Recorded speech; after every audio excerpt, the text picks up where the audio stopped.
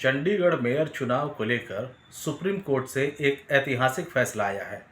आम आदमी पार्टी और इंडिया अलायंस इसे अपनी जीत मान रही है। चुनाव को लेकर के जो विवाद हुआ था उसके ऊपर बात करने के लिए हमारे साथ आम आदमी पार्टी के विधायक सोमनाथ भारती हैं, जो खुद एक वकील हैं। आज इनसे बात करते हैं। सर, ये बताइए, जो आज फैसला आया है इस बात को लेकर के आप लोग बहुत खुशी हैं, लेकिन क्या ये खुशी ज़्यादा दिनों तक रहेगी? क्योंकि जब वो हाउस चलेगा तो उसमें क्या, जिस तरह के 3% आपसे चले गए हैं, तो क्या ये आगे कंसीडर होगा?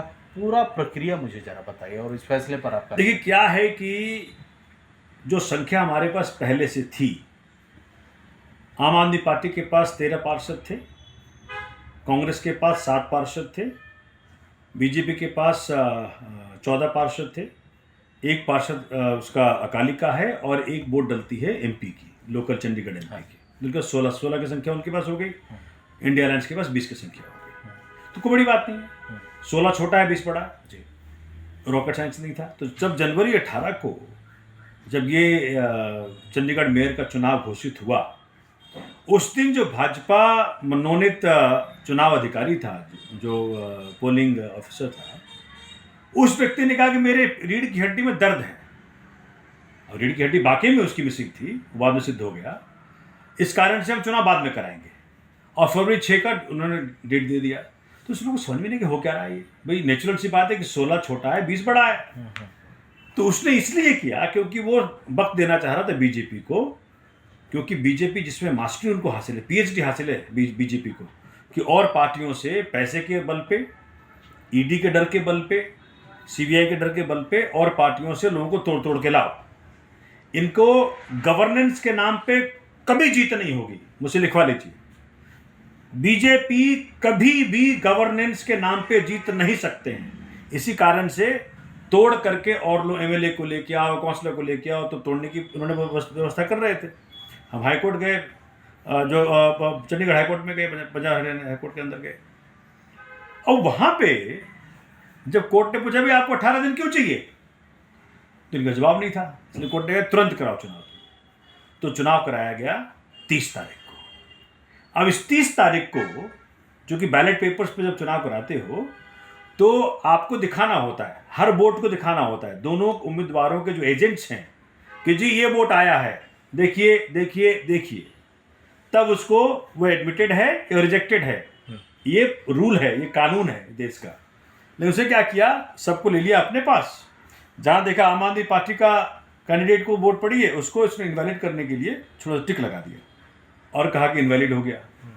तो ये जो करामात उसने किया, भगवान साथ नहीं दे रहा था उसका। अभी भाजपा का ना डाउनफॉल शुरू हो गया है।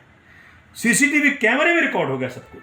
और वो अनिल मसीह जी, जो उनके महाराज जी हैं, वो वहां देख देख के देख रहे थे, पता नहीं क्या देख रहे थे।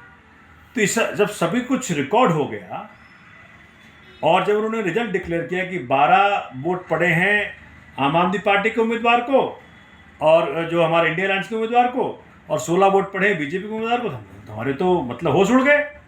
ये क्या तरीका है जी? मतलब 36 वोट में अगर 8 वोट आप खा रहे हो, इसका मतलब क्या है कि 25% वोट आप खा सकते हो। सोचिए डेमोक्रेसी की कितनी बड़ी फजीयत इन्होंने की। अब ये जब सब कैप्चर हो गया, जब इस प्रकार से हुआ, तो हम पहले लोकल हाईकोर्ट गए। हाईकोर्ट में कहा, उन्होंने एंटरटेन नहीं किया, तो हम सुप्रीम कोर्ट आए। सुप्रीम कोर्ट में जब ये वीडियो दिखाया गया, तो चीफ जस्टिस ऑफ इंडिया ने जब वीडियो देखा तो कहा ये क्या हो रहा है। और 5 फरवरी 2024 के स्टेटमेंट थे माननीय मुख्य न्यायाधीश का कि जी ये this is murder of democracy, murder committed in the broad daylight. Alright, तो उन्होंने नोटिस किया था। और फिर 19 तारीख को जब मसला आया, उनको बुलाया था, अनिल मसीह को, जो भाजपा का मनोनीत पोलिंग अधिकारी था। उससे पूछा कि क्या आपने इनवैलिड करने के लिए कोई मार्किंग की थी? Can you imagine? वो कोर्ट में कह रहा है हाँ की थी। कितने की थी? 8 की थी। क्यों किया था? कहता है कि वो पहले से कुछ गड़बड़ था, इसमें उसको मार करके अलग कर रहे थे। मतलब उच्चतम न्यायालय के कोर्ट नंबर 1 में आप सफेद झूठ बोल सकते हो? तो आज 20 तारीख को, यानी जब वो सारे बैलेट पेपर्स मंगाए गए 8 के 8 और देखा गया, वो सारे परफेक्ट थे। और माननीय मुख्य न्यायाधीश साहब ने बकायदा ओपन कोर्ट में कहा कि 8 के 8 में एडमिट कर रहा हूं, और इस प्रकार से आम आदमी पार्टी का कैंडिडेट जो इंडिया अलायंस का कैंडिडेट था उसकी 20 संख्या हुई और 16 संख्या हुई बीजेपी की, तो ये जीत रहा है, ये बन गया, इसको मैं बना रहा हूं मैं। और जो अधिकारी था जो भाजपा के कहे गलतियां कर रहे हैं, उनके लिए मैं बता रहा हूं आपके जरिए कि भाजपा कहे गलतियां मत करना। जैसे अनिल मसीह फंसा है ना, वैसे तुम भी फंसोगे, आज नहीं तो कल फंसोगे। तो ये आप उन अधिकारियों को आप एक तरह से चेता रहे हैं, चेतावनी दे रहे हैं। एकदम चिता रहे हैं, क्योंकि कुछ परमानेंट नहीं है इस देश में या धरती पे। तो कोई भी अधिकारी भाजपा कहे गलती ना करे। इस प्रकार गलती करके आज अनिल मसीह फंस गया, 340 सीआरपीसी का प्रोसीडिंग शुरू हो रहा है उसके खिलाफ। जेल कौन जाएगा? अनिल मसीह जाएगा, कोई भाजपा नहीं जाएगा। इसलिए ख्याल करना है सबको कि भाजपा कहे गलती मत करो, डेमोक्रेसी की इज्जत करो, बाबा साहब की इज्जत करो, संविधान की इज्जत करो, जो सच है उसको सच कहो, झूठ को झूठ कहो। ये फैसला तो आ गया, चलिए अब जो वोटिंग थी सुप्रीम कोर्ट ने कह दिया कि वो वैसे ही कंसिडर किया जाएगा, लेकिन हाउस में इसको आप लोग कैसे इम्प्लीमेंट करेंगे? क्योंकि 3 पार्षद तो आपके ऑलरेडी के खाते में चले गए, फिर उस पर कैसे होगा ये चीज़? भाजपा इसी का फायदा उठाना चाह रही थी। जो 5 तरह जो नोटिस इशू किया सुप्रीम कोर्ट ने, उनको लगा कि 5 से 19 में के बीच में 2-4 लोग अपनी तरफ कर लें और फिर इलेक्शन करवा देंगे तो मेयर हमारा हो जाएगा। ये हर प्रकार की तिकड़म लगा रहे हैं। मतलब समझिए, वोटर्स लिस्ट को अपने प्रकार से मॉडिफाई करने से लेकर जीतने के बाद मतलब एमएलएज के और पार्षदों के वोट को भी मैनिपुलेट करते हैं, कुछ भी कर सकते हैं। लेकिन सुप्रीम कोर्ट ने उनकी बात नहीं मानी। पुराने चुनाव को ही जिसमें काउंटिंग गलत हुई थी उसको करेक्ट करके उन्होंने दिखा दिया। अब जो 3 साथी हमारे गए हैं, जिनको डरा के धमका करके सीबीआई ईडी पैसा पता नहीं क्या किया होगा, जो किया था 4-5 दिन से वो गायब थे, मालूम है आपको? गायब कर रखा था बीजेपी ने। अच्छा, दिल्ली में बेचारे उनको कैसे कर रखा था वो तो पूछताछ के मालूम पड़ेगा।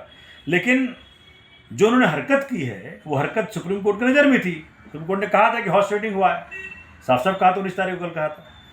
अब वो वापस आ जाएंगे, क्योंकि उनको लग गया कि भाई जो भाजपा कर रहे थे वो मतलब सही साबित नहीं हुए। सुप्रीम कोर्ट ने आज डेमोक्रेसी की संविधान की जीत करवाई, इसलिए सच के साथ ही देना उनका नेचर है, हमारे पार्षदों का, हमारे विधायकों का। आज नहीं तो कल आ जाएंगे। तो आपको आशा है कि जो विधायक, जो पार्षद बीजेपी के तरफ गए थे वो आपके तरफ आ जाएंगे? बिल्कुल आ जाएंगे, मैं आपको दावे के साथ कहता हूँ। अच्छा, चलिए एक चीज़ और, आपके सीएम ने भी, केजरीवाल जी ने कहा था कि ये जो जीत हुई है ये एक तरह से संविधान की जीत हुई, डेमोक्रेसी की जीत हुई है। तो ये इस समय कहने का क्या मकसद है आप लोगों का? क्योंकि हर तरफ दिख रहा है। अब सोच सकते हैं कि बैलेट पेपर तो पकड़े गए ये, क्योंकि हमको हर चुनाव में ये लगता है कि इतना वोट कैसे पा सकता है। वो क्षेत्र जहाँ भाजपा का मतलब पुरजोर विरोध हुआ हो, उसके बावजूद वो जीत रहे हैं वहाँ से। तो बैलेट पेपर तो चोरी पकड़ी गई। अब ईवीएम में चोरी हो रही है नहीं हो रही, उस सबको डाउट हो गया है पूरे देश में अब, कि भाजपा की जो हर चुनाव के बाद ये एक दिखा रहे हैं कि भाई हम तो बिल्कुल सिकंदर हो गए, अलेक्जेंडर हो गए। तो उस पर सबको डाउट आज के बाद हो गया है कि भाजपा अपनी जीत को मैन्युफैक्चर कर रही है। एन केन प्राकृतिक ईवीएम के अंदर गड़बड़ चल रहा होगा, कुछ ना कुछ कर रहे हैं ये। चूंकि भाजपा की कोई नीति नहीं है, ना शिक्षा की, ना स्वास्थ्य की। आप दिल्ली में देखें, दिल्ली की जनता को भाजपा केंद्र सरकार से एक नए पैसे का फायदा नहीं हुआ 10 साल में। वहीं केजरीवाल जी से शिक्षा में, स्वास्थ्य में, बिजली में, पानी में, फ्री बस राइड में, अनगिनत कामों में फायदा हुआ है। सारे दुखों का कारण भाजपा और सारे सुखों का कारण आम आदमी पार्टी, अरविंद केजरीवाल। आप ईवीएम पर, इलेक्शन कमीशन पर एक तरह से सवाल उठा रहा है, जबकि बात यह है कि अगर जो बीजेपी को यही करना होता तो वो पंजाब का सीएम बना देती, अपनी दिल्ली का सीएम बना देते। लेकिन वही ईवीएम जब पंजाब में आपका सीएम डिक्लेयर करता है, दिल्ली में आपका सीएम डिक्लेयर होता है, तो इलेक्शन कमीशन या ईवीएम दो एक तरफा कैसे कर सकते हैं? देखिए क्या है कि मैं तो IIT दिल्ली से पढ़ा लिखा हूँ, टेक्नोलॉजी में कुछ भी संभव है। लेकिन ये लोग कैलकुलेटिव हो रहे हैं कि भाई अगर पंजाब में करेंगे तो क्या जनता मानेगी, रिवोल्ट नहीं हो जाएगा? दिल्ली में करेंगे तो जनता मानेगी, रिवोल्ट नहीं हो जाएगा? क्योंकि कुछ सर्टेन एक्सटेंट तक करते हैं, मुझे लगता है, ठीक है, वहीं तक ही मैनेज कर पाते हैं। और वहीं तक नहीं तो ये रिवोल्ट हो जाएगा। मुझे लग रहा है कि अच्छा आप ये देखिए, इलेक्शन कमीशन को कौन चुन रहा है? प्रधानमंत्री, उनके मनोनीत मंत्री और एलओपी। तो इन तीन में अगर दो उन्हीं के व्यक्ति है तो इलेक्शन कमीशन की निष्पक्षता पे क्या हम सवाल नहीं उठाएं? सवाल उठाएंगे। तो मुझे लग रहा है कि इस वक्त बहुत जरूरी है बहुत सारे रिफॉर्म्स होने। ये लोकसभा का चुनाव होने के पहले सारे कुछ हो जाना चाहिए। सुप्रीम कोर्ट के संज्ञान में सब कुछ है। इलेक्ट्रल बॉन्ड्स को देख लीजिए। इलेक्ट्रल बॉन्ड्स में मैं तो सुन के हैरान रह गया जो आपने सुना, जो देखा है, जो जो जो, जो रिपोर्टिंग हुई है। जब से माननीय उच्चतम न्यायालय ने कहा है कि भाई ये जो बेनामी डोनेशंस आपको आई हैं उसके पीछे कौन लोग हैं, ये जानना बहुत जरूरी है अगर डेमोक्रेसी को बचाना है तो। अब निकल के आ रहा है कि उसमें काफ़ी सारे डोनर्स जो भाजपा को डोनेट किए, डोनेशन के जस्ट पहले सीबीआई और ईडी का रेड किया गया उनके ऊपर, और सीबीआई ईडी के रेड करने के बाद डोनेशन की उनसे करवाया गया है। तो हो क्या रहा है देश में? मुझे तो रोना आ रहा है कि भगत सिंह का देश, अम्बेडकर का देश, चंद्रशेखर आजाद का देश, हो क्या रहा है इस देश के अंदर? मतलब डेमोक्रेसी की धज्जियां उड़ाई जा रही है। जस्ट बिकॉज आपके पास सत्ता है तो कुछ भी कर सकते हो। तो मुझे लग रहा है कि हाई टाइम है इलेक्ट्रल बॉन्ड्स की पूरी डिटेल्स जनता के सामने रखी जाए कि कौन कौन से लोगों ने डोनेट किया है इनको, किन किन कारणों से डोनेट किया गया है, इसकी पूरी जांच होनी चाहिए। आप आरोप ये लगा रहे हैं कि उनके पास सत्ता है तो वो कुछ भी कर लेते हैं, लेकिन जो चाहे वो काउंसलर हो, चाहे विधायक हो, चाहे सांसद हो, अगर जो वो खरीद फरोख्त करते हैं तो सांसद तो आपके उनके पास जा रहे हैं, काउंसलर तो आपके जा रहे हैं, तो कमी तो आपके सदस्यों की कही जाएगी। देखिए होता क्या है कि या तो मतलब कई लेयर्स हैं खरीदने के, या तो आप पैसे से बिक जाओ, पैसा इनके पास अथाह है, नोटबंदी से उन्होंने इकट्ठा पैसा किया है, उन्होंने कई कारणों से पैसा इकट्ठा किया। आप देख ही रहे हैं इलेक्ट्रल बॉन्ड्स में 7,000 करोड़ इनके पास है, कांग्रेस का 1,000 करोड़ है, हमारे पास तो 94 करोड़ है, हम तो कहीं इसी में ही नहीं, जबकि तीसरी नेशनल पार्टी हम ही है। तो वो जो कूच संपत्ति इकट्ठा की है, जब ये मालूम पड़े कहाँ से सोर्स आ रहा है, तो पहले पैसे का लालच, जो पैसे से नहीं आए वो ईडी और सीबीआई का डर, और जो माननीय केजरीवाल साहब ने कहा वो बड़ी अच्छी बात कही कि देखो जो व्यक्ति ईडी सीबीआई के डर से भाजपा ज्वाइन कर ले उसके दामन में कालिक है। जो ज्वाइन नहीं करे, जैसे सुधिया साहब हैं, जैन साहब हैं, संजय सिंह जी हैं, इन्होंने जेल को ऑप्ट किया, हम जेल जाएंगे लेकिन भाजपा ज्वाइन नहीं करेंगे। क्यों? हमारे दामन में कालिक नहीं है। तो बड़ा टफ टाइम है देश के लिए, लेकिन हमें करना पड़ेगा। इसलिए मैं सारे जितने नेता बाकी पार्टियों के सबको कहता हूं कि भैया आपने गलत नहीं किया है, इनसे डरने की कोई जरूरत नहीं है। आपके लिए ये बहुत अच्छी जीत है, एक विक्ट्री है जो ये फैसला आया है।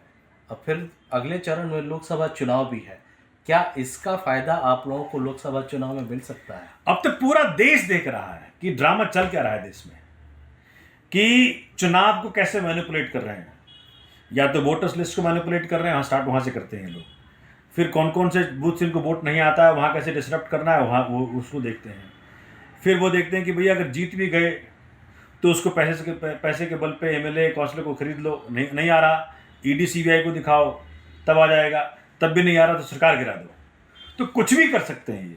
तो वह अब ये पूरे देश में Bhajpa model of democracy expose हो चुकी है, भाजपा थ्रेडवेयर एक्सपोज हो चुकी है, देश की जनता जान चुकी है। और मैं आपको दावे साथ कह रहा हूँ एक बात, 2024 का चुनाव भाजपा बड़ी बुरी तरह हार रही है। अगर इन्होंने कोई गड़बड़ नहीं किया, इस प्रकार की जैसे हरकत हुई है जो सुप्रीम कोर्ट में आज एक्सपोज हुआ है, तो भाजपा बहुत बुरी तरह हार रही है। देश से भाजपा को निकाला जाएगा। कौन हराएगा? जनता हराएगी। देश की जनता बहुत पावरफुल है, समझिए ना। जनता को चाहिए काम, जनता को चाहिए केजरीवाल मॉडल ऑफ गवर्नेंस, शिक्षा में, स्वास्थ्य में, बिजली में, पानी में। मुझे एक काम तो गिना दे जो आपने किया हो। तो आपने 2 बार से तो वही जनता इन्हें प्राइम मिनिस्टर बना रही है। तो वही तो अब एक्सपोजर हो गया। मैं तो कह रहा था ना आपको कि हर चुनाव पे अब डाउट क्रिएट हो गया है कि हो क्या रहा है इस देश में। तो मुझे लग रहा है कि जनता ने अब देख लिया इनका चेहरा।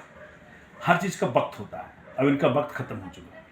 अब ये वक्त जो है जनता का वक्त है। आज केजरीवाल जी ने कहा कि ये जीत जो है वो इंडिया अलायंस की है, तो क्या माना जाए, पंजाब और कम से कम दिल्ली में अलायंस जो है ये सक्सेस होगा? यहाँ पे सीटों का जो मुझे लग रहा है कि अब जो है, चूंकि पहला एक विक्ट्री इंडिया अलायंस की आई कि साथ मिलोगे तो भाजपा को हरा सकते हो, क्योंकि कितना भी बदमाशी कर लेंगे लेकिन हर चीज़ का एक सीमा है।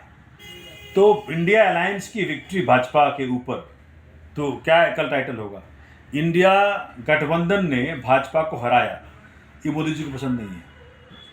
तो ये नहीं सुनना चाह रहे थे वो।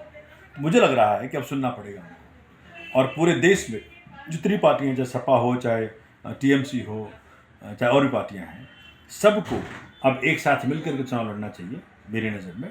और जिससे कि जैसा रिजल्ट चंडीगढ़ मेयर के चुनाव में आया है वैसा ही रिजल्ट 24 में आएगा।